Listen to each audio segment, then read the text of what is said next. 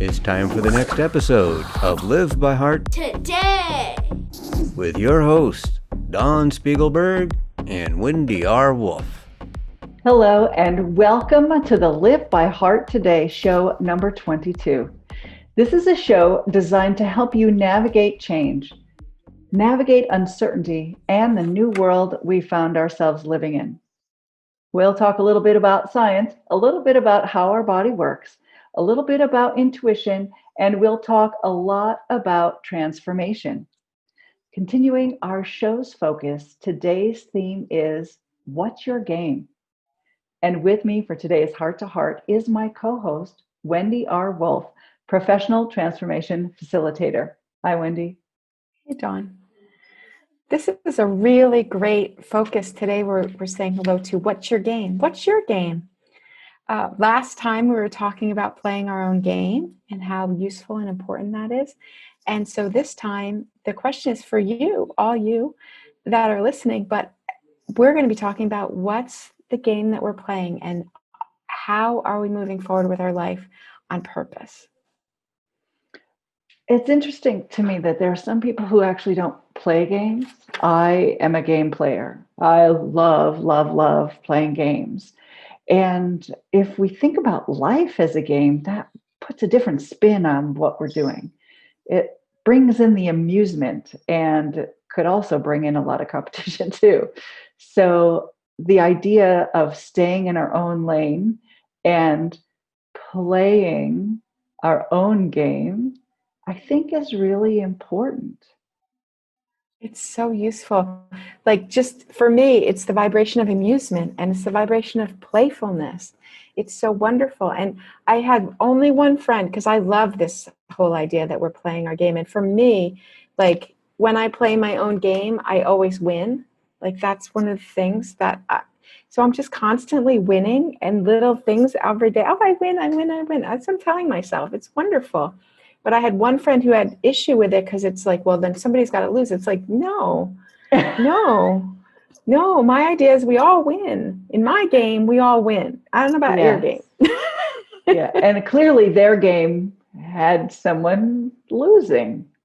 Yeah. But that wasn't your game. No. In my game, when I play my own game, like I get to win just incessantly. I win because this little thing went my way, or I'm getting away with this little thing. I've been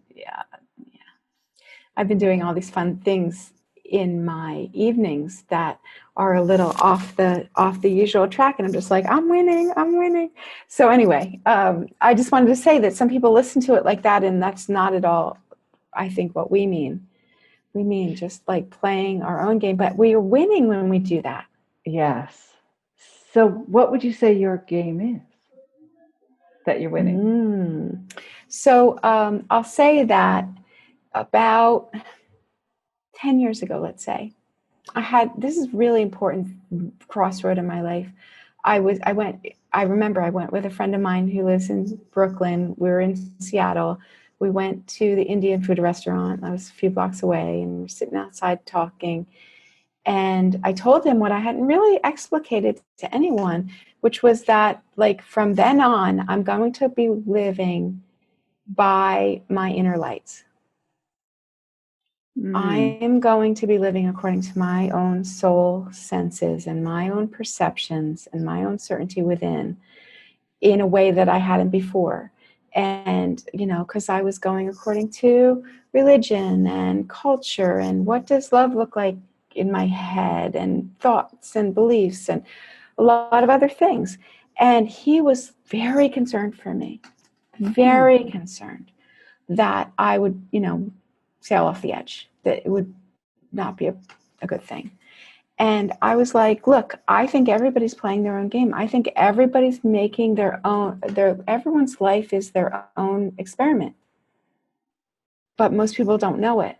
And I'm like, my life is going to be an experiment in which I believe this is true. I believe that I dance with the divine, and I'm going to be practicing it and see what happens. And I'm responsible for the results. And it's so far turned out, better than it was before. So anyway, that's the big game I'm in. I love that because when you're talking about living by your own light and right, you're dancing with the divine, that's very different than what we see in the world around us, where people are full of fear and people are outraged and full of hatred. You're not talking about that. You're not talking about uh, being out of control and irresponsible, right? You're talking about being neutral. You're talking about being guided and looking at your own page. Yes. And you were telling me about Ithaca. What's your Ithaca? Will you explain what that means? What your Ithaca means? Yeah, there's this wonderful book called The Odyssey, and it's about Really Greek old. people. And it starts with the Iliad, which is Odysseus. He goes off, I believe it's the Peloponnesian War, and that's what the Iliad is about. Like the famous one from there is the Trojan horse, how they get into the city with the Trojan horse. Yeah. Another one is the Achilles heel. Achilles gets his heel hit and goes down. He was supposed to be invulnerable. So anyway, that's a wonderful story. And then it's the follow-up story is the Odyssey, which I believe is like an ultimate hero's journey picture. And Odysseus spends 10 years getting home from the Peloponnesian War because he has all these adventures and all these things that stop him and divert him. And he learns and he grows and he changes. And he eventually gets home to Ithaca. And who he is like a different person than left so long ago. And so for each of us, our Ithaca, I believe, our hero's journey, where we each have our own, how it looks like in this world. It looks so different, even though we're all engaging or not in our own, I would say, transformation.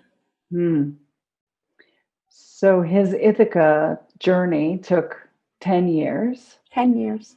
And you're suggesting that our Ithaca is our entire life. It could be, we have stages. Like in some ways, raising your children is a huge investment. And if that is your, raising wonderful, amazing, individuated human beings, if that's your investment, if that's your really what you're up to, that's huge. And maybe then after that, there's something else. I don't know, but it's a definite, it's a big thing. It's not like it doesn't happen in a day. Right. Yeah. So with regard to what's your Ithaca, you're saying there can be multiple in your lifetime. I guess so. Yeah, I like that idea. I guess so. Right. Like part of what I wanted to talk about today, if we're jumping around, but like in a marriage, I mean, a marriage is such a challenge. That's an understatement, right? A marriage is such a challenge. And so few are doing it for any length of time.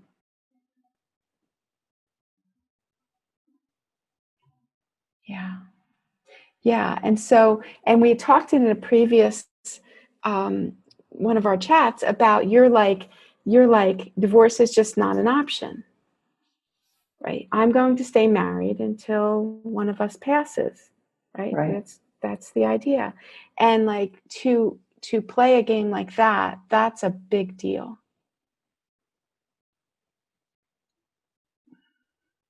That's setting the bar. It's setting the bar. Yeah. Yeah. And having children is another way of setting the bar. And you can see how different people set the bar at different heights with regard to their children. Yeah. Mm-hmm. Yeah. So one important thing to recognize when you're deciding what your game is, when you're seeing the game that you're playing, you get to decide what's the bar that you've set. And you get to decide if you want to change that bar or keep it the same. Yes. Yeah, and that's why, back in that episode where you're like, divorce is not an option, and I said, divorce is an option for me. And that sounds crazy. That sounds crazy, right? Because I made these agreements, but I made agreements. And from we first got together, like, I was just like, my first, back how I said it then, is my first devotion is to God. And if I'm led to the Serengeti plain, I'm going to the Serengeti plain. And if I'm like, that was clear from the first day that we got together. And so he has this great joke. He's always like, when this kind of thing comes up, he's like, I'm number two. I'm number two. He is number two. It's hilarious. But like, that's my value system. Like, and that's not how everyone is, but that's my value system. And some people say it, but don't do it. Yeah. I don't want to be judgy, but it's just like, for me, like, that is like literally my value system. So I go from my inner senses, and I always have. You can hear it now, even though only 10 years ago I said that. I made the agreements with Michael over 25 years ago. I'm just like, look, this is my spiritual path. Is the thing. It's my Ithaca. And so you're important to me. I'm crazy. I'm over the moon about you. And you fit very nicely in number two. But, and how that's played out is sometimes, especially in the first 10 years, it didn't always seem like that, because I can be codependent. I can be a little, right? But I still was on track. And my goal was to come along in my hero's journey, in my spiritual journey. So, like, that's the contextualization of that. And that raises me to ask a question about it in particular, and that is, how likely, so you're committed to your spiritual journey. Yes, that's number one. How likely is it that that Ithaca would result in you having to dissolve number two? I don't know how likely that is. Well, what usually happens is I hit the stuff in my relationship regularly, and the answer is to allow inner healing. The answer is to allow inner change. So the answer is to shift me, Which is your spiritual journey. Which is my spiritual journey. I have seen people who have made changes. What the thing is, it's who my partner is matters, because there's been several times where I'm not leaving, but I'm going from one continent to another. I'm totally changing, and so is he. And that's another thing in our relationship that we've always talked about, is like, who are you today? I don't, we can start with the unclarved block. I don't know who you are, and you don't have to stay like that. And that's not an agreement a lot of people make. They want the person to stay like, exactly, I love you just the way you are, so don't change. Oh, and does that have to do with the fact that they themselves aren't changing? I guess, or whatever. But like, and honestly, my first boyfriend was like this. We had an open relationship when he went to college, because I'm like, you're not going to college and not have an open relationship, because that will not work. Right? I know you. This is not going to work. You're going to college. We're going to have an open relationship so I can date too, or otherwise it won't work. Right? It's so funny, because I was just a freshman, but I knew this. And so he went off to college, but he kept being like, wanting me to be like his old sweetheart girlfriend, high school. He'd date some girls at college who were like different, but he wanted me to stay the same. And that's part of what didn't work. And we ended up breaking up, because like, he just wanted me to be who he knew me to be. That's my story. And it was just like, that's not happening. I'm growing.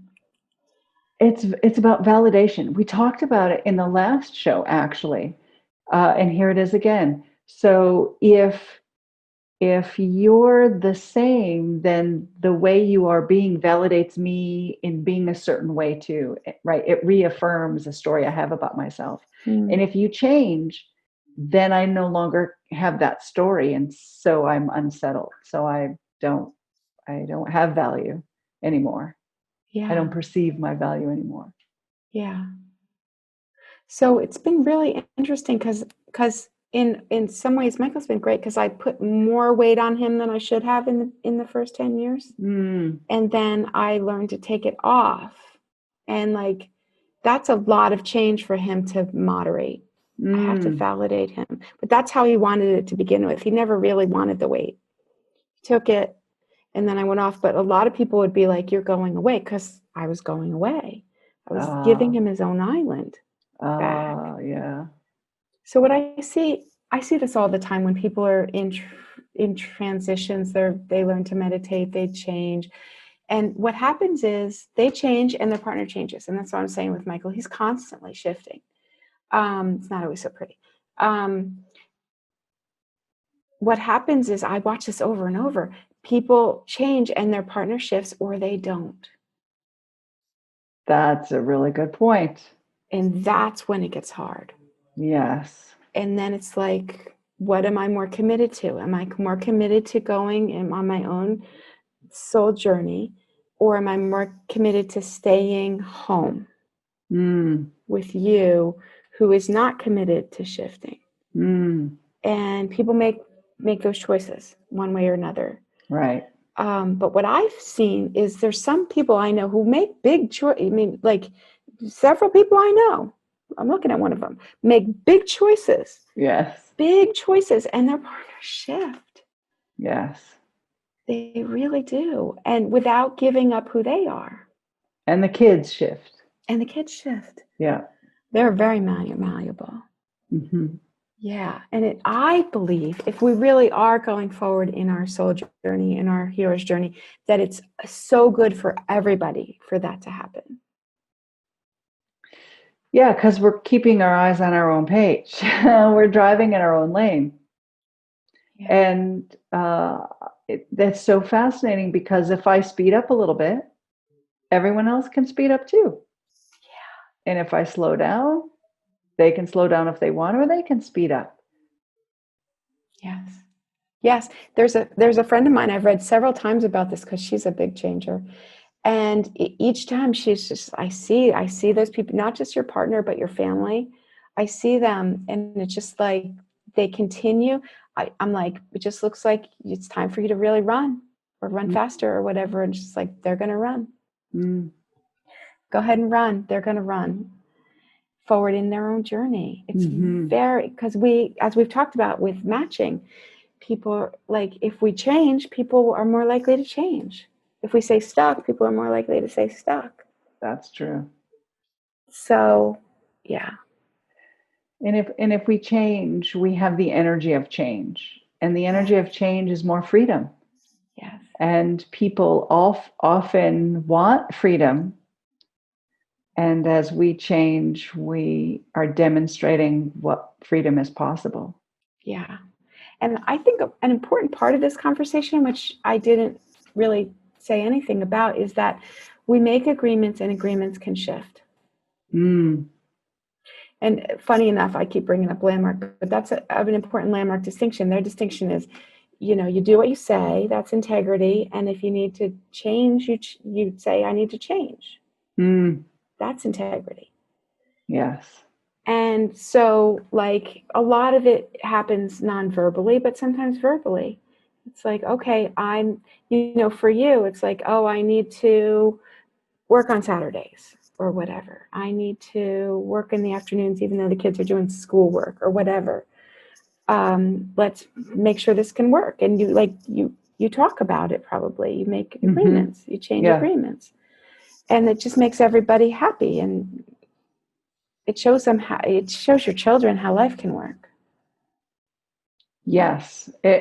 And I think it's an important distinction to make, that when you maintain neutrality, then the change and the shifts that occur can happen with much more ease rather than it Yes. being so bumpy, because some change is really bumpy, but it Yes. doesn't have to be. Doesn't have to be. Yeah. And that's how we are able to hold the space for freedom to change. Yeah. So if I'm changing, then they show and feel, they're demonstrated that change is freedom. They're free to change. Yeah. And being neutral, I love the word neutrality because it doesn't have an attachment. And in Buddhism, they talk about attachments, right? Don't have attachments. And over the years, just having learned about that concept, I'm seeing where attachments are so easy to have. We're creatures of habit, right? And I have a favorite coffee mug and I have a morning routine and right? These are all interesting attachments. And when we come from a place of neutrality, we can see what those habits are. We can see what serves us and what doesn't serve us, and then shift. Yeah. You're reminding me, there's a soul teacher that I really admire, Donnie Epstein. And one of the distinctions that he talks about is stability and instability. Mm. And so we like stability, like we like our morning routines. We like our relationships. We like that stability, how it is. And then, but only in instability can anything change. Like even as we walking is falling forward, running is falling forward, but then we catch ourselves and we so also he has a distinction that intimacy is instability, but That's stability is interesting. relationship. He puts relationship against intimacy. It's like, can we find a nice balance there? And it is, because intimacy is very real, very raw, very we don't need relationship for that. It's fascinating.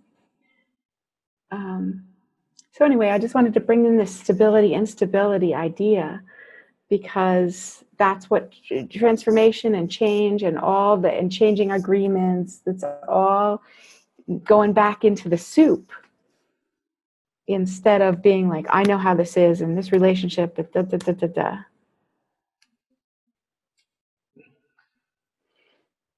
With the idea of stability, instability, and soup, let's take a break. Let's give a shout out to our sponsor. Thank you, We Are Storically, for making this show possible.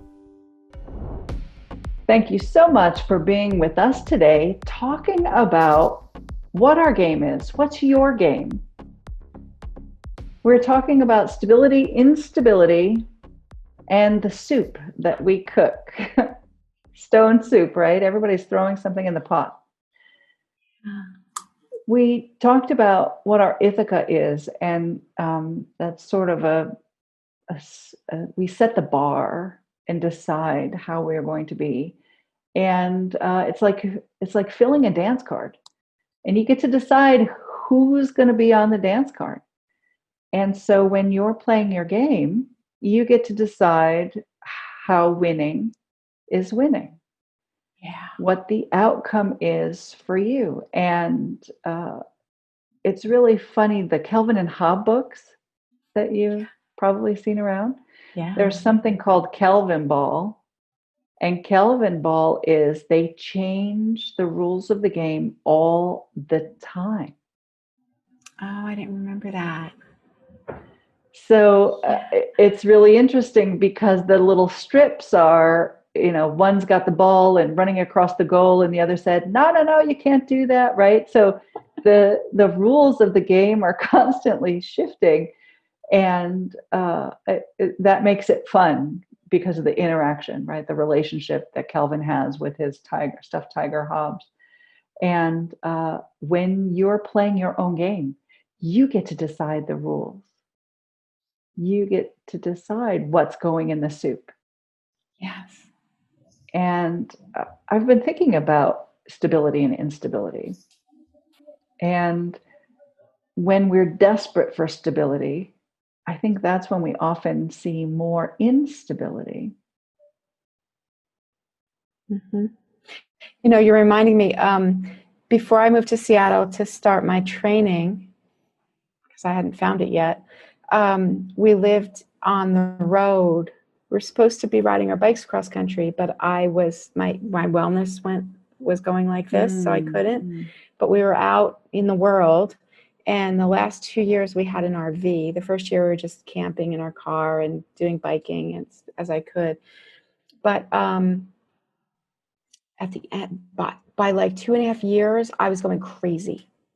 Like, we did have an RV, but like we're going all the new places, and I was just like, I remember having a breakdown in I forget the name, some beautiful national park. It was gorgeous, and I was just like, I don't care how beautiful it is. I don't care. I don't care. I was just like, I don't know where my toothbrush is. I don't know how to find the drugstore. I don't like, it was just like, and too much change, too much instability. I'm just like, I need to go somewhere and live. And it took us like a while, you know, it might even been like 2 and a little bit of time. But we eventually settled in Seattle, and I was so happy. I was scared to do a year lease because we'd moved so much in those 3 years. We were all over the country. We were in Florida, two different winters. We were in Mexico for a couple of months. We were really all over the place. It was great until it wasn't. And I was just like, I felt so unmoored.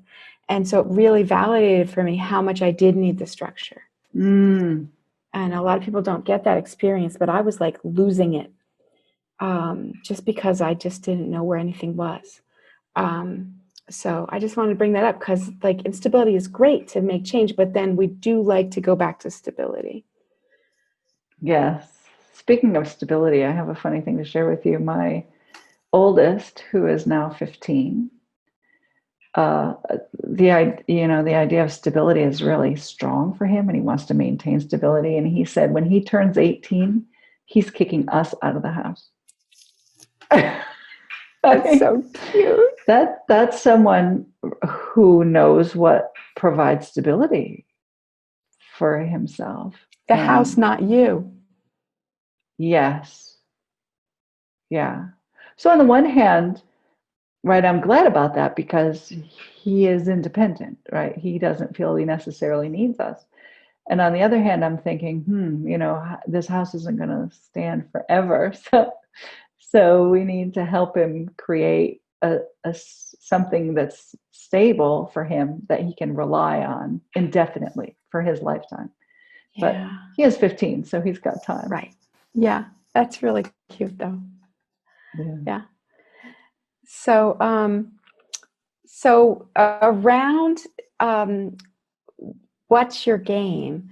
Like, we've talked about relationship. We've talked about, like the hero's journey, the soul journey. We've talked about our primary relationship. We've talked some about family. I know you've talked to me before about like how some of your body care is you're so committed to. Yeah. Anything like, what other things? Like, I think people would say differently about this, that it's about values. What are the values that are most important? Do you think that's a similar overlap? Yeah, that's a good point. I've done some exercises where, you try to boil down what you value in 5 words or less, the top 5 values that you have. And I remember listening to a coach say, do you really want to know what you value? Pull open your check account. Where you spend your money will show you what you value. That's an interesting exercise. And so I think you and I, we value similar things. That's why we're able to do this show. And we enjoy doing it so much because we value truth. We value being present to what is. We value things like neutrality, and living by heart means something significant. It is a value that we have. It's being purposeful. And So if someone's wondering what they value, there are a lot of clues to indicate, to show, to demonstrate what you actually value. Mm-hmm. And it's fun as you grow and learn and develop relationships and friendships and come in and out of friendships to hear what friends have to say about what you value. Right? Yes. Sometimes you're surprised to hear a friend, mention what they believe you value because you're hearing it from a different perspective, from a different experience. You're getting feedback from someone who plays a different game than you. And that can be very eye-opening. Yeah, because they see it from a different perspective than I do. Yes. Yeah. Yeah. I've speaking of what the values are, I have a strong belief that part of the reason that Michael and I work as much as we do is that we have some really strong fundamental values in common, not beliefs, not feelings, but values like freedom and like generosity. It helps us. Like we never have to think twice. I don't have to think twice to be like, oh yeah, of course you can borrow this from us. Or, oh yeah, you can come stay a few days. Right? I don't have to think twice because of course. And freedom, we've talked a lot about that, like that we're free to change and we're free to choose and we're free to come and go. We're free to have space. We're free to, we've spent a lot of time apart in our relationship, like sometimes a month at a time. And I love it. It's awesome. But when we come back, we have to like reset the gears because the gears are a little off after that much time. So anyway, I just wanted to put that in there that like, I feel like that's a very important thing. Who we choose as a partner is extremely important, I believe. Yes, I agree with you. And I'd like to mention just briefly before we wrap up that when you said, your gears don't fit perfectly after you've spent a little time in your freedom, for some people that may be a hindrance, right? They may come back to their relationship and it may not be well oiled or, working quite the same way before. And that may really undermine their sense of themselves. And what's beautiful is it doesn't, that you two understand that that's a part of your agreement about freedom. That, oh yeah, it's just going to take a little while for this to come back, to its smooth running way. Right. Because the cadences of our lives keep changing. And so, and it finds it's like changing gears on a bicycle. Like they have to move around a little sometimes to get it quite right. It's not a big deal. But I guess the first time, or if you take it really seriously, it could be scary. Just like when you're riding your bike for the first time and you're not familiar with how the gears change and you don't realize that you can't go all the way up on one gear, the bigger sprocket and all the way down on the other sprocket, right? And there's that tension. Yes. Because you're completely at opposite ends, right? And you learn, oh, I need this much of this sprocket in order to get this speed because of this hill. And life is up and down, and sometimes it's fast and sometimes it's slow. And it just takes a little while to get accustomed to what gear ratio you want to have. And that's all a part of what your game is. You get to decide. Yes. You choose. Yes. That reminds me of another analogy for the same conversation is being captain of our ship.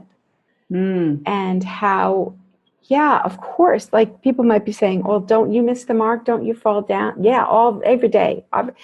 Every moment I'm falling down, but I'm getting back up. And just like if I'm leaving New Jersey and I'm going off to the Bahamas, let's say my sailboat, let's just say, I'm watching the wind and the weather and the waves and, I have a trouble with the sail. Do I, can I kludge it? Can I jury rig it out here? Or do I need to limp on in to the port and keep going? What's the fall? There's a hurricane coming. Newport going in. okay, it's over, coming back out, go. But I'm continuing to go to the Bahamas, Ah, yes. right? Just like Odysseus, he went through these amazing, weird challenges, but like in the end, he, came back and he's on his way again.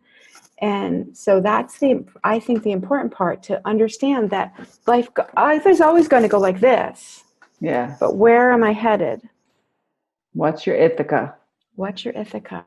And I hope that people come away with like just thinking about for yourselves, what's your Ithaca? What's the most important thing for you, and what is your guiding star? That's beautiful. And we're going to talk a little more about what our guiding star is on the next show, number 23. To everyone watching, thank you so much for being here with us. And if this message spoke to you, please leave us a note in the comments. For more information about how you can live by heart, please go to livebyhearttoday.com. Please like and follow this page and turn on notifications so you don't miss any show in the future. We air every Thursday at 4:44 Pacific time. And from our heart to yours, we're creating a better tomorrow because we live by heart today. And that concludes this portion of Live by Heart Today! Thank you for watching. Join us every Thursday at 4:44 p.m. for another episode of Live by Heart. Today! Let's give a shout out to our sponsor. Thank you, We Are Storically, for making this show possible.